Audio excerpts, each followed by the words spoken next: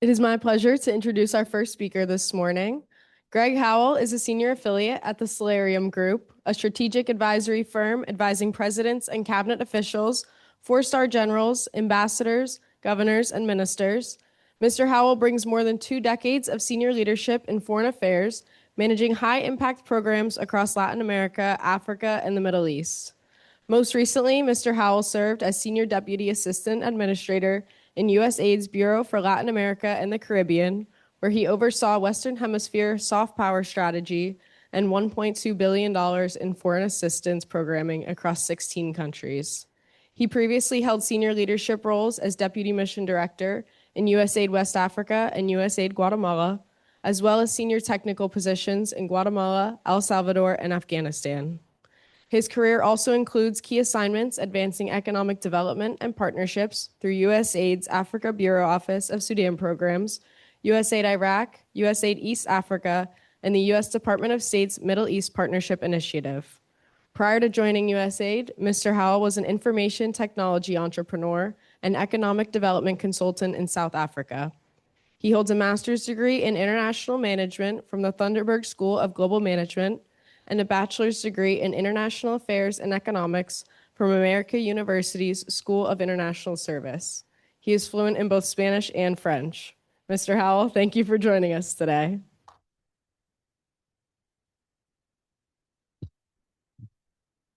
Thank you very much, Lauren. Really appreciate that very nice introduction. And good morning, all. Thanks for your time.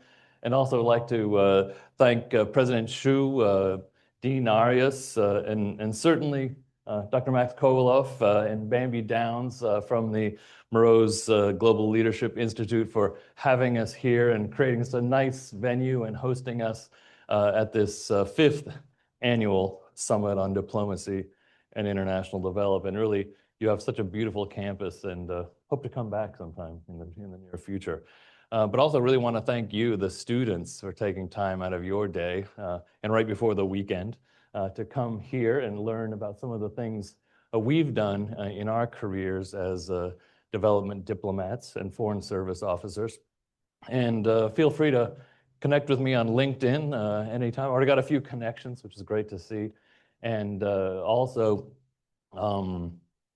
just during the breaks, come up and chat about anything that may come to mind. And looking forward to your questions.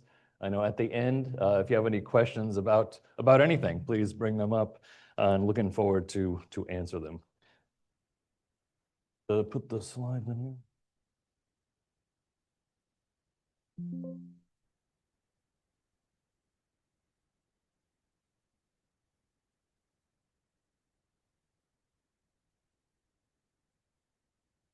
Okay, great.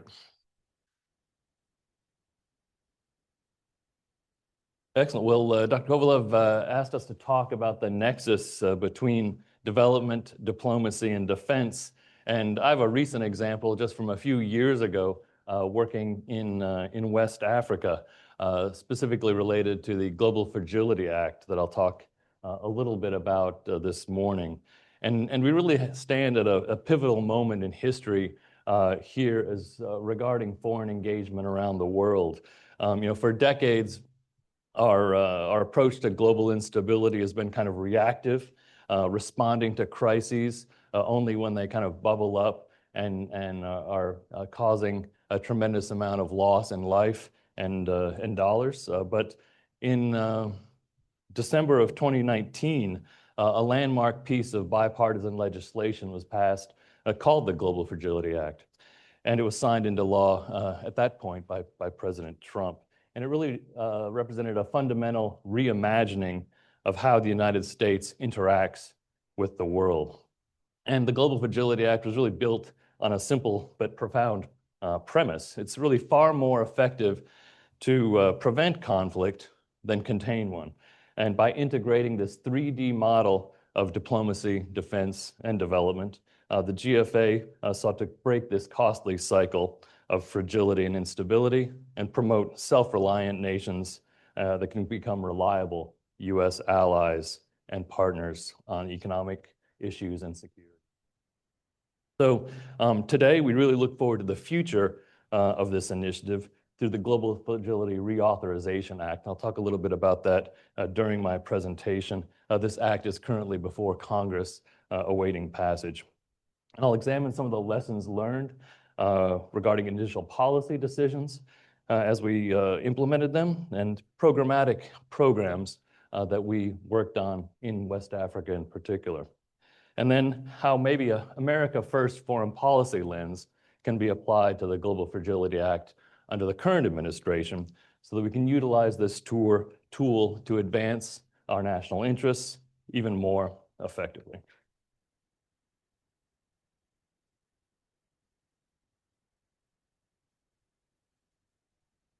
So in 2019, as I mentioned, the original Global Fragility Act was passed by Congress, and it was really a kind of a rare moment of unity in Washington. We don't see that too often then or now, but over 40 members of Congress from both parties signed on to this bill as co-sponsors.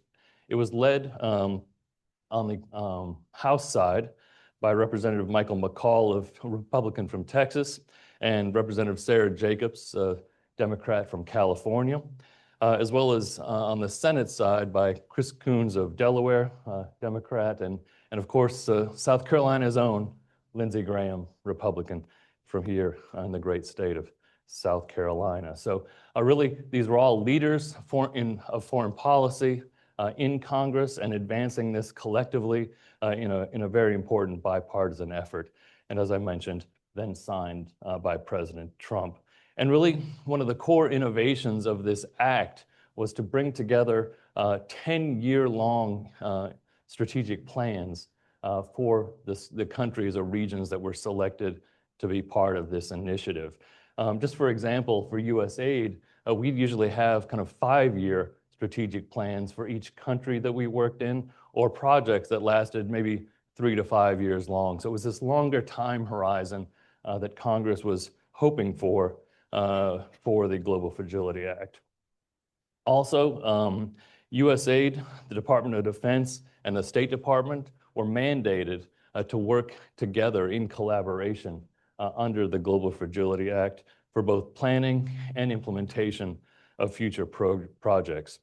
And then this long-term horizon was really looking to move away from kind of forever wars, as we saw in the 2000s, and then towards more kind of sustainable stability in the countries that we were operating in. So a few years later, because of the change in administration, then President Biden was in charge. And in April 2022, President Biden and his national security team selected 5 initial areas of focus for the Global Fragility Act. Those were Haiti, Libya, Mozambique, Papua New Guinea, and the coastal West Africa region, comprised of 5 specific countries. And so in these various contexts and in various regions around the world, we really worked to deploy a coordinated strategy to ensure that these 3 agencies, the Department of Defense, Department of State, and the U.S. Agency for International Development, worked in harmony rather than in silos, which is unfortunately often the case in bureaucracy. And we've really seen that U.S. assistance, both development, military, and diplomatic, is much more effective when it's coordinated across departments and guided by a single kind of cohesive strategy by country. And also by prioritizing prevention, we were saving taxpayer dollars in the future that may need to address conflicts in these countries as well. So to kind of put it in perspective, the budget for the Global Fragility Act over kind of a 2-year period from 2021 to 23 was approximately $353 million, which seems like a lot, but again, relatively small number of countries. And the important thing is this money was really a fraction of the funds that could potentially be invested or expended due to a military intervention or lost due to economic impact of conflict in these countries.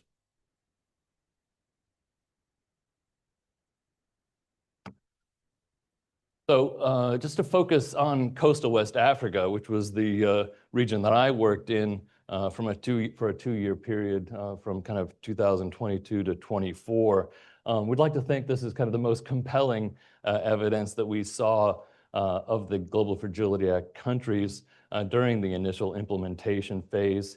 And this is comprised of actually 5 countries: Benin, Cote d'Ivoire, Togo, Ghana, and Guinea. Guinea is not shown here, but it's just to the far. And it's an interesting mix because 4 of the 5 countries are French-speaking. Ghana is English-speaking, of course. But unfortunately, one thing that they all had in common was the threat of terrorist acts and violent extremism coming from the Sahel region, which is obviously north in the countries of Mali, Burkina Faso, and Niger. And sadly, that violent extremism continues to this day. Just recently, over the past several months, we've seen a tremendous amount of violence, particularly faced by Mali. They actually import all of their fuel from either Senegal to the west or Cote d'Ivoire to the south. They have no refining capability, and the extremists have actually targeted these fuel convoys in an effort to cripple the economy and kind of strangle the government there. And they're been quite effective doing so. Also in Niger, there was a recent attack on their international airport. The U.S. military actually had a base in northern Niger, kind of as acting for counterterrorism purposes. Unfortunately, the Nigerian government asked the U.S. Department of Defense to leave just a year or so ago, which would have been a useful tool against the terrorist expansion in that region. So the intent of our work was really to kind of put a block or support the governments of coastal West Africa to address this violent extremism and focus on the population and local and national government efforts in the northern parts of these countries. And one way that we did that is, of course, through a working group, of course. Do you have any group projects here at the College of Charleston? They're the greatest, aren't they? So this was kind of the ultimate group project from a bureaucratic standpoint. Yeah, you really don't want to know how bureaucratic sausage is made, but this one was quite a challenge because, of course, in each of these countries, there were 5 different U.S. embassies, 5 different ambassadors that we reported to, and also from a kind of regional standpoint, we actually had the Department of Defense represented by Defense Department officials based in each of the embassies, but also each region of the world has what's called a combatant command, which is the Department of Defense regional entity responsible for, in the case of Africa, it's called AFRICOM. They're actually in Stuttgart, Germany. Don't ask why, but that's a long debate. So we actually had representatives on our field working group from AFRICOM in Germany, from the Pentagon in Washington, from all 5 of these embassies, along with State Department officials based in Washington and in each of the embassies and USAID as well. So one of my responsibilities was to kind of help stand up, coordinate, and manage the representation by the U.S. government and try to move this process forward to craft and draft the initial 10-year strategy, and then focus on how we're going to implement and allocate funding across both the 5 countries and on a regional basis. So we actually had a number of different meetings, of course, including meetings in person, and this was like right after COVID. About 40 people in Benin, followed kind of 9 months later by another large gathering in Ghana, and then actually had full-time staff dedicated to the implementation of this program, and of course, reporting to the various bosses that we had across the embassies and in Washington. We were really impressed by some of the initial successes that we achieved in a relatively short period of time. We really saw some tangible results, in particular in northern Benin, after community policing programs were introduced. We just saw a 51% increase in the positive views of border police after these community policing initiatives started after a few short months. And also, we just didn't focus on security. We helped to build trust amongst both the citizens and their leaders on a local, regional, and national basis. One of the kind of innovative programs that we put together was called the Coastal State Stability Mechanism. And it was innovative because we funded this program not just with US government funding, but we actually solicited and were able to get a substantial amount of funds from the Dutch, the British, and the Germans. And this was managed through a UN entity, the International Organization of Migration. And thankfully, that program still exists under the funding from those other countries. And they're hiring in northern Ghana, if you know anyone who needs to add value to that program. And then one of the other ways that we worked is really to kind of reduce conflict among border communities and find ways to show kind of greater investment by national and local government. For instance, we worked with local mayors to kind of create safe spaces, kind of clean up their town squares, provide ways in which families can feel safer in their communities.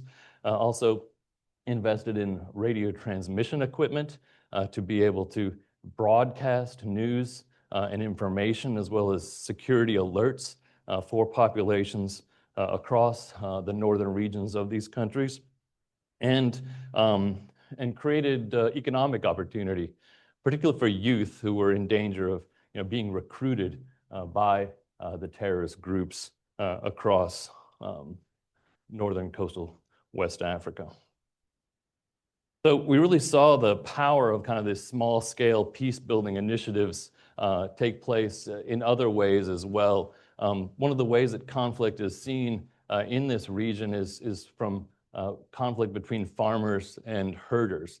There are kind of herders that navigate trade routes in the northern reaches of these countries. They're almost a stateless group, but they cross obviously through farmers' fields and results in conflict. We created dialogue between the farmers and the herders in order to kind of better understand their issues, and mapped cattle corridors so that they can actually make sure they're not running over farmer fields as they move their cattle. And this saw a real significant reduction in conflict in 2024. So it's really how we were showing the effectiveness of the Global Fragility Act by working with local leaders and reducing the possibility of disputes or addressing disputes even before they escalate into more regional crises.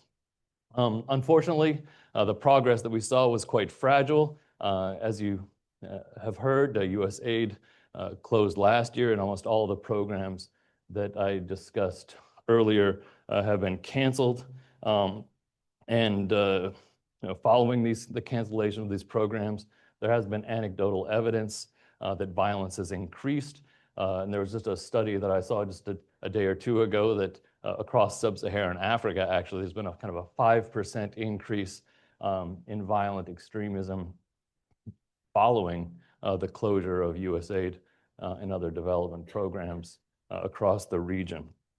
And not just in coastal West Africa, but Mozambique, as I mentioned, was another Global Fragility Act country. And there were reports just last year about how violent extremism increased in northern Mozambique following the cancellation of USAID programs. And it wasn't just USAID, but also the State Department's Bureau of Conflict and Stabilization Operations was also closed. That office or that bureau served as the secretariat for the Global Fragility Act. and all of their staff were also let go, unfortunately.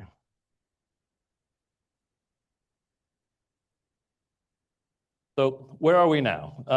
We're looking forward to a next version of the Global Fragility Act, I believe version 2.0. As I mentioned, Representatives McCall and Jacobs and Senator Coons and Graham have actually reintroduced the Global Fragility Reauthorization Act into Congress just last year. We'll see if that gets passed this year. And there is funding appropriated just over the past few weeks by Congress that could still continue some of the programs or restart some of the programs that I mentioned earlier. And the new legislation actually highlights a few different ways in which the kind of an America First lens can be brought to bear to the new Global Fragility Act model. And really looking forward to seeing how every dollar spent by this program is kind of directly advancing U.S. strategic interest in the various countries that are selected. One important addition in the Reauthorization Act is kind of a renewed focus on evidence-based evaluations. When in the 10-year plans that we put together, we had very robust monitoring, evaluation, and learning plans put in place, and we're looking forward to actually utilize those to demonstrate how the results were providing value for the American people. And again, this would be an important focus going forward to ensure that the achievements are both kind of highlighted from a quantitative and qualitative basis moving forward, which is something that we always were working very closely with the State Department to ensure. So one other important point in the new legislation is the removal of Haiti and Libya as focus countries.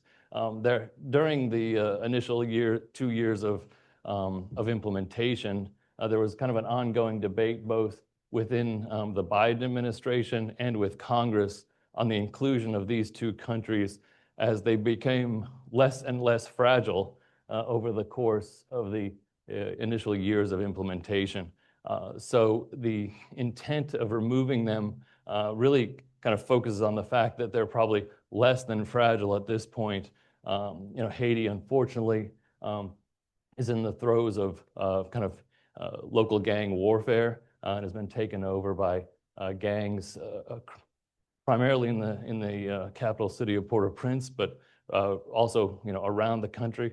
A very dangerous country to operate in currently, and has been for the past several years. Libya has effectively kind of split into two, governed by two different militias and other forces. So in the Reauthorization Act, it stipulates the removal of those two countries, and then it doesn't necessarily suggest new countries, but I will, since we're here. And so I think going forward, there are possibilities of adding new countries, and one of them could be Nigeria, to be added to the coastal West Africa region. Nigeria is an important military and diplomatic player, both in the region and currently with the U.S. government. As you probably heard, the U.S. government is engaged with the Nigerian government to address violence in the north of that country. And so kind of including them into the West African construct may actually help to reduce violence across the region. One other suggestion is Venezuela, also in the news recently. And while we'll still have to see how that unfolds, there will be a great need to provide additional support to that country in the future, given kind of the current state of its health, education, infrastructure, and other aspects of governance in Venezuela. So watch that space as well.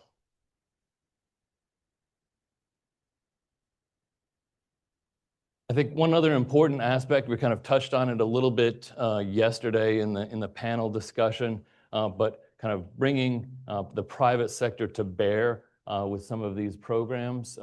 We did that a bit in the first few years of the Global Fragility Act, but obviously now the foreign assistance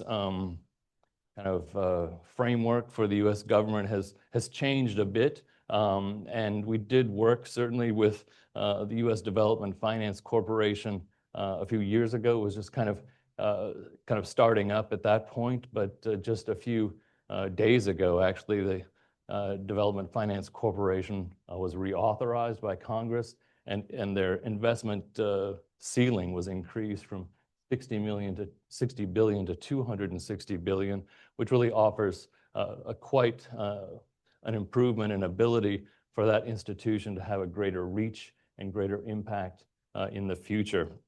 Also, in many embassies and most embassies, the Commerce Department plays an important role to increase U.S. exports abroad. And so we worked with the Commerce Department teams on what we call deal teams to find ways in which we can create partnerships between U.S. companies and local companies or entities in the various countries around the world. So kind of bringing the Commerce Department more into the mix will help as well. And then a third entity that's part of the development assistance kind of team in the U.S. government is the Millennium Challenge Corporation. And that entity continues to exist and is actually beginning to expand into a few other countries. And as a demonstration of the U.S. Current focus on the Western Hemisphere, they just approved in December the new programs for Guatemala, Ecuador, and Bolivia that is a promising sign that the Millennium Challenge Corporation will continue on into the future. So I see kind of these U.S. government entities coming into the mix in a future Global Fragility Act construct. And also, I think it's important that we kind of underline support by Secretary Rubio in his confirmation hearing in 2025 in January of last year. He actually highlighted the importance of the Global Fragility Act by saying the act, quote, saves a lot of headaches, a lot of danger, and a lot of money. So a nice plug by the Secretary of State, and we'll see how that translates into future support for this program the coming years.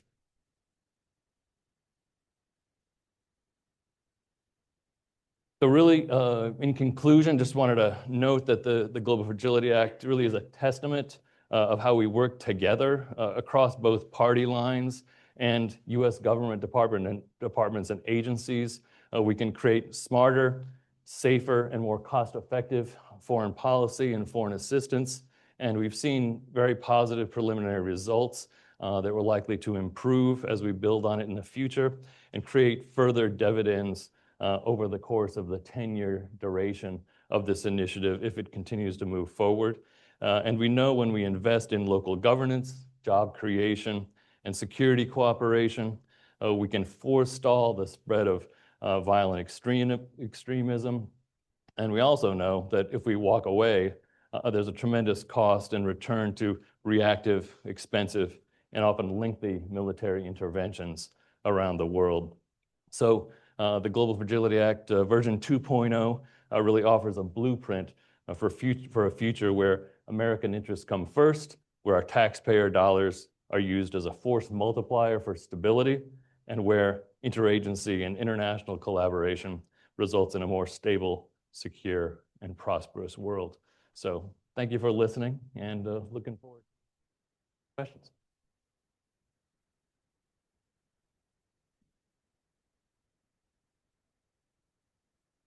Thank you, Greg. We have two microphones here on one and the other side. Please raise your hand if you have questions. I know it's a little early, but at your service. You have thanks for this talk. you have a lot of experience on the ground making it operational. And I'd really like to ask, what really motivates the private sector to support? What have you seen are the head motivators for that? Because we're now facing a situation where the private sector is going to have to step in a lot in terms of support. And it's a big transition to facilitate. So what really motivates that? And how do you then align that with the strategic priorities of a plan so things, or can you, how much flexibility is there in doing that? Great question, and I think also kind of depends on the sector. I think one important area is kind of mining and extractive industries, where you're working in a difficult area of a country. You need qualified and stable workforce, and so I think one of the ways that companies do that is kind of give back to the community. Using Venezuela as another example, Chevron was one of the few American oil companies actually to remain in Venezuela during the Maduro era, and they have a kind of corporate social responsibility program built around their investments, supporting education, supporting community development around their oil fields, as well as a way to kind of provide and support goodwill to the community. But also ensure that their investments are protected as well. So I think there's a profit motive, but also I think, actually I know, compared to maybe a few other countries around the world, American companies really have positive relationships with communities, try to build those relationships well with local governments and national governments.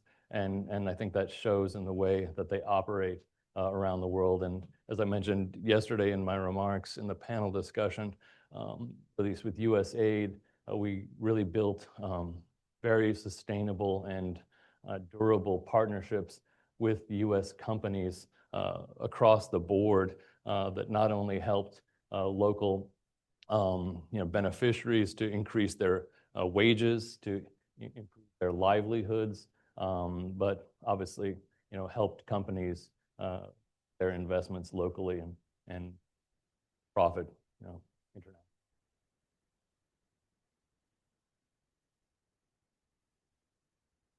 Thank you for your remarks. A follow-up question to Tim Johnson, former dean. If we're going to depend on the private sector to come in and carry out some of these efforts on development and investment, traditionally that's been very extractive in terms of resources.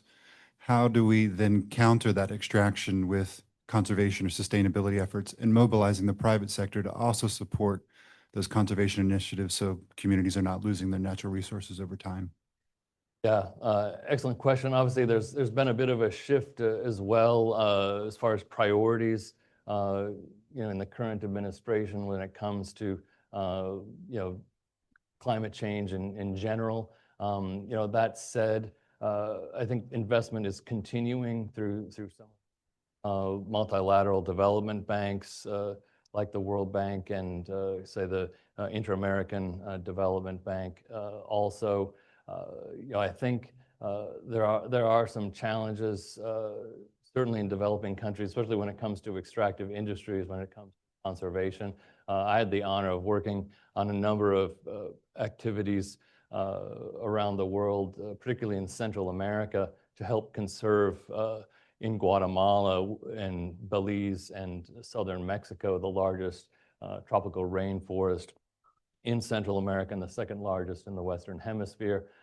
Again, we work closely with international non-government organizations like Conservation International and Rainforest Alliance and local entities as well that were focused on kind of maintaining forest cover in that particular region. So I think as well, we'll need to rely on kind of national governments around the world to kind of step up and do more, given that funding from the US government, particularly as it relates to climate change and conservation, is dramatically reduced.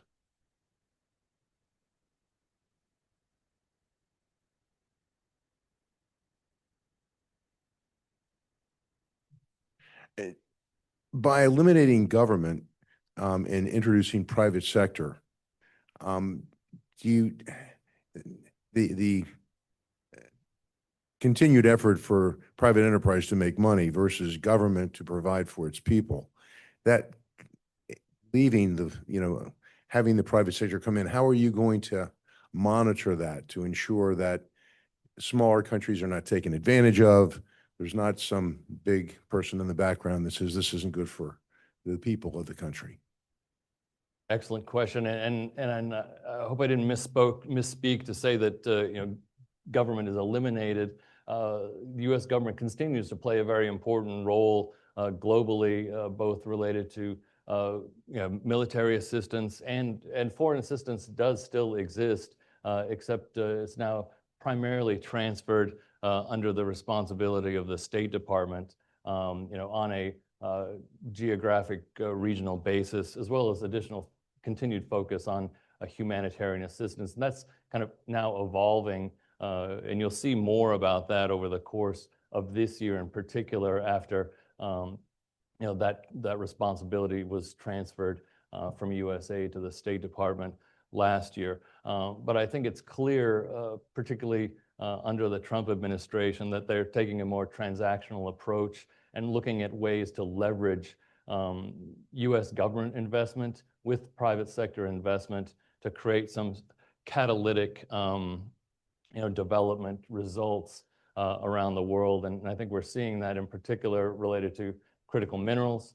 One program that is continuing a strategic focus on a mineral corridor in sub-Saharan Africa called the Lobito Corridor, which stretches from Central Africa, the Democratic Republic of Congo, across through Angola to be able to export minerals by train, as well as from Zambia, that's further to the east of Republic of Congo. This strategic corridor has been kind of re-endorsed by the Trump administration, and investment continues there. So I think we'll see a much greater focus, as you probably heard already in the news, minerals, also kind of renewed focus on petroleum, as we've already heard, related to Venezuela and a few other countries, and not just Venezuela, but neighboring countries to Venezuela, like Guyana, has a tremendous amount of petroleum reserves. And so by partnering with, say, the Development Finance Corporation, but with American companies, it not only provides benefit for the United States, but increases jobs and income.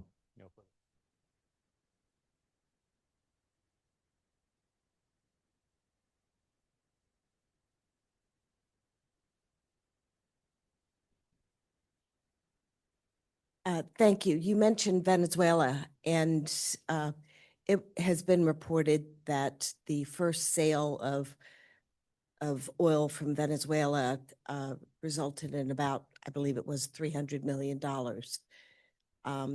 which President Trump took and put into an account in Qatar that is not under congressional control.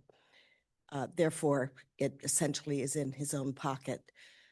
The monies that were to come from the sale of oil from Venezuela were to be reinvested in Venezuela. And obviously, based on this first action by Donald Trump, that is not his intent. What is being done in Congress, or is there anything being done to recapture this money that actually should go back into Venezuela for investment, or is he to continue to enrich himself with the sale of Venezuelan oil and possibly billions of dollars in minerals from other countries?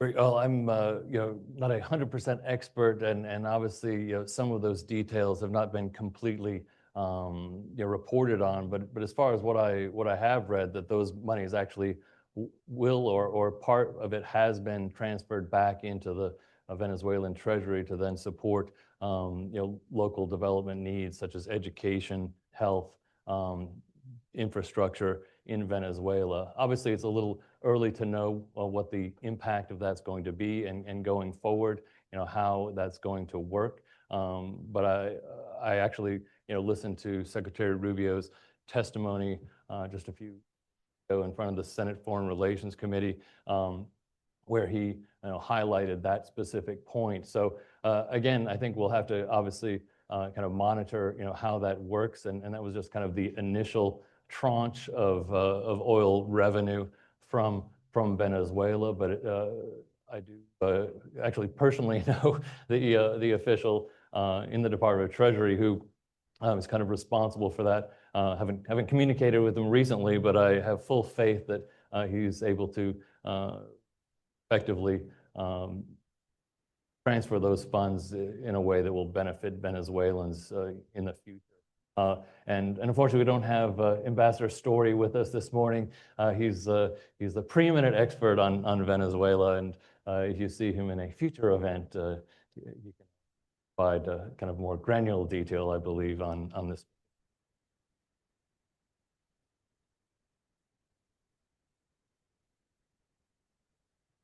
Thank you. I first want to make sure that our students don't have any questions. Are there any questions from students? Even about foreign. I will yield my time. I'll give you an answer to a question you haven't asked. Actually, my recommendation is to take the Foreign Service exam. It's the State Department's avenue in to the Foreign Service. I took it a very long time ago. Passed the written version. Then there's an oral test after that. And frankly, I don't know how that oral test works many years later. But I think as an intellectual exercise, it's worth taking, at a minimum, because it is quite a challenging test. But so if you pass it, you know that you know something, and then going forward, I mean, it's free, and if you are successful in passing the oral exam, it's an entree into a career that you'll be loving for the rest of your life. Obviously, you'll be representing the U.S. government, and I had the pleasure of representing the U.S. government under 4 different presidents: President Bush, President Obama, President Trump, and President Biden. And so you really get to see, how government operates in being part of that process, over the course of your career. One other piece of advice: I know you probably have a lot of books that you read, but if you want to read one that is kind of a nexus of how the government operates well or not so well, and a good look at history, The Looming Tower by Lawrence Wright is the history of Al-Qaeda prior to 9/11 through a lens of how the U.S. government approached terrorism in that period, or counterterrorism in particular. And if you don't want to read the book, there's a mini series on Hulu as well that kind of does it justice. So check that out.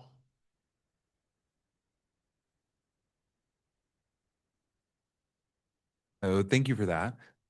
You had mentioned in your slideshow, along with Nigeria, that the Indo-Pacific region should be a strategic focus moving forward.